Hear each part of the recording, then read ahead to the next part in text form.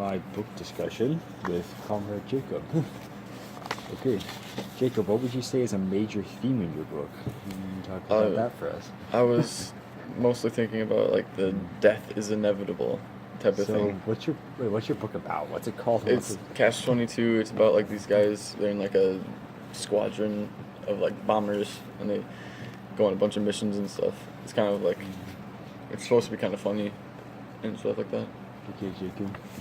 So my book's about some kid who, the book's called Van Gogh. It's about some kid called Van Gogh, so that's what it's called that. And he grows up. His parents and his nurse or nanny or whatever, and him go on a sailing ship or sailing voyage somewhere near Italy with a ship, and then some pirates attack them and kill his parents and presumably the crew of the boat, and then sink the boat. And one of the pirates helps him and his nanny escape because he feels bad about killing people. And they wash up on an island, and then he grows up just living on that island, kind of just wandering around wherever, and he gets really, really good at climbing, which is kind of not that important to the story, but it's interesting. And then he moves to Paris and tries to become a priest, and then he almost gets arrested. How does he get to Paris? So when he's on the island, he goes to another island and discovers it that he thinks is inhabited by pirates. So there's actually like a hidden monastery there for reasons I'll explain later. And he just tells the leader of the monastery, hey, I want to become a monk when he's like 11, and he gets really pissed at him because he hasn't seen anything beyond a couple of islands. So he says, I have a friend who is in charge of a Zeppelin that flies around the world, and I'll send you in with him for a year, and you can fly around and see the world, and if you still want to become a monk, come back to me. And he does, and then he never comes back, and he ends up in a seminary in Paris. And then he almost gets arrested because one of the leaders of the seminary gets killed, and they think he did it, but he didn't. And then while he's running from the cops, he gets shot at by some Russian guy. Okay. Because the Russians want him dead. Not entirely sure why. Probably has something to do with his parents. And they really want him dead. Like, Stalin's involved in it, because the book's set in the mid-1930s. Sweet. And then he goes on the run. He goes back to his home islands. Learns a bit more about his past. Learns about the night he disappeared, which he didn't know about initially. He knows, like, nothing about his past or who he is.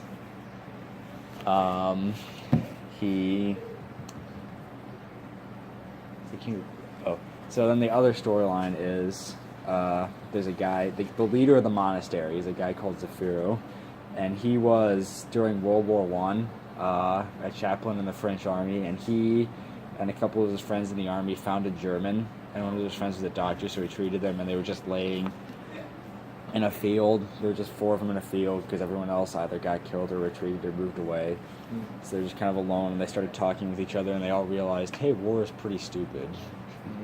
There's no point to this. We should meet up again after the war.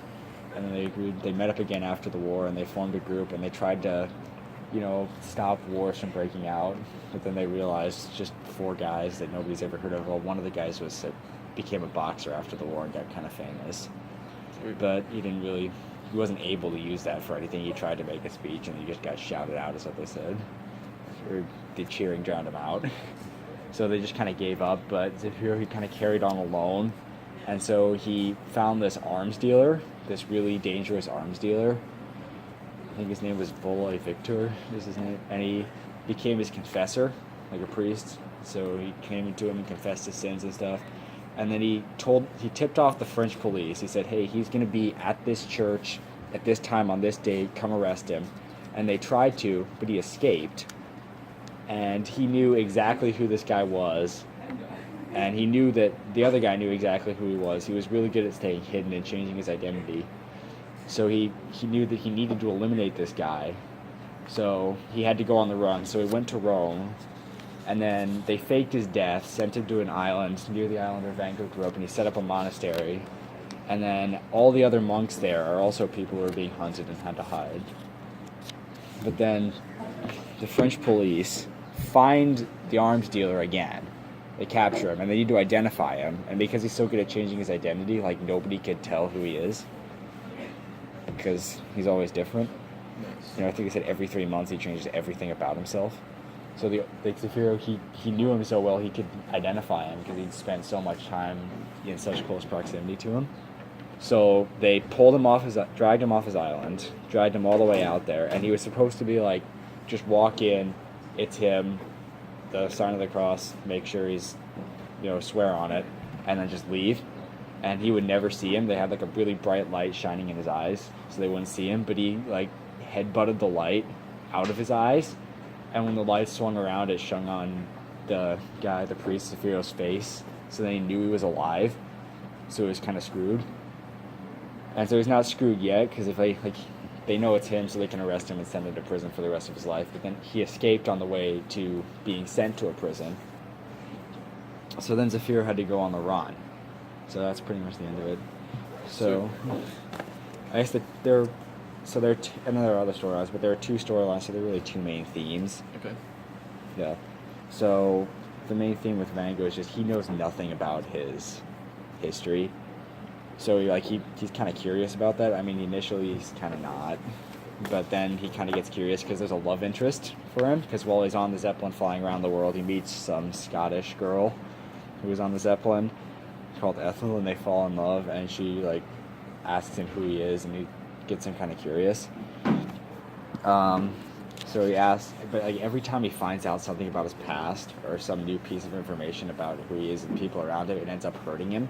Okay. Like when he finds out that the pirates, the night about the pirates, he finds out one of the pirates was the guy who took care of him and his nurse all the time. He gave him his house on the island. He gave him some money every day. Helped him out and gave him everything he had. So I kind of messed with him, and then he wants to go on a quest to find the other pirates. One of whom died. One of whom went to America.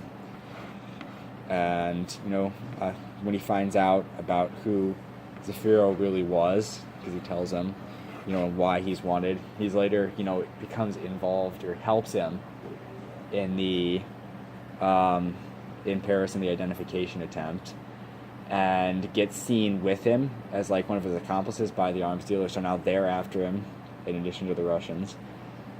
So, I feel like the main theme there would just be, sometimes secrets are a good thing. Yeah. Sometimes secrets are meant to be kept. Yeah, exactly. Okay. And then the other theme for Zafiro is just he never really said he regretted doing what he did. I mean, he regretted being seen and having to go on the run again and stuff, and having him know that he was alive. But I don't feel like he really regretted doing what he did. Maybe he regretted that it went wrong, but he didn't really regret trying to do what was the right thing and bring this guy down. So I feel like the theme there is kind of do what you think is right, if it costs you everything. Okay. Yeah. Go with your gut. Yeah. So I'm talking about the death is inevitable thing. Yeah. There's trying to figure out how to put it. They go on a lot of missions. They choose to go on most of the missions. Their team volunteers a lot, and they pretty much they go for tricky stuff because they think one of their main ideas is you either live or die trying, type of thing. So they just wanna do their part in the war, and then they just go for stuff so that they they're okay, so death is inevitable, why not try to... So it's just do, if you're gonna die anyway, you might as well die doing something cool. Yeah. Or doing something good. Yeah, exactly. Rather than die alone and friendless in a hospital bed somewhere. Right, exactly. They want to have some sort of honor. What did you think of the characters? So there's a few kind of main types. There's more heroic guys, they do more stuff, cool stuff, and then there's the leaders who are making decisions, and then there's some scared people, people who don't want to be on those missions as much. But most of them are pretty serious about what they do. Yeah, so it's kind of the same characters as in my book. There are a lot of people who kind of want to be heroes, and there's, one guy, the commander of the Zeppelin in my book that Van Gogh went on, who he's called Hugo Echner, who was a real person who, really did most stuff he did in the book, aside from the stuff with the made-up characters. Mm-hmm. They stayed fairly true to who he was in reality, which is really cool. He was kind of the Cavendish guy, because he had, obviously this is 1930s world, so he's in Germany, so Hitler's in power, and he could have, before Hitler took power, he could have ran for office as Chancellor of Germany, but he didn't. He didn't want to offend the other guy who was running. And, if he had run, he might have been able to do more to stop Hitler than the guy who was in charge did. So, he just really regrets that, and he tries to, he does try to do whatever he can to resist, but by that point it's, kind of hopeless. Mm-hmm. You do anything big, the Gestapo will just find you and shoot you. Right. So something that stood out as bad was it got very long. It was kind of at the end. It was pretty much just taxing to read.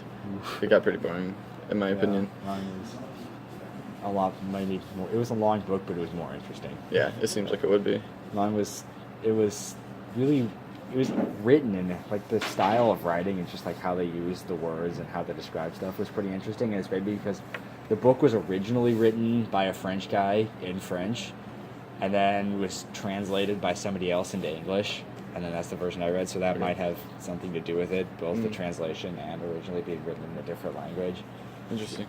So it's just an interesting style of writing, word choice. It's pretty interesting. Mine, so going off of the number 6 here, it was kind of satirical. It was almost as if some guy was telling a story at a bar or something to his buddies. It was meant to be just kind of funny.